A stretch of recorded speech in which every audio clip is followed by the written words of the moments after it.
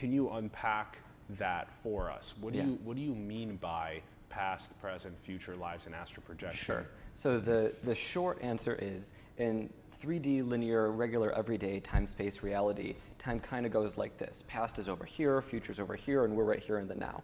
But if you think about reality as a whole, a lot of the spiritual teachers and leaders, a lot of the great ones say there is only now. And time isn't like this, which is horizontal, time is like this, which is vertical. So it really depends on the orientation that you want to have.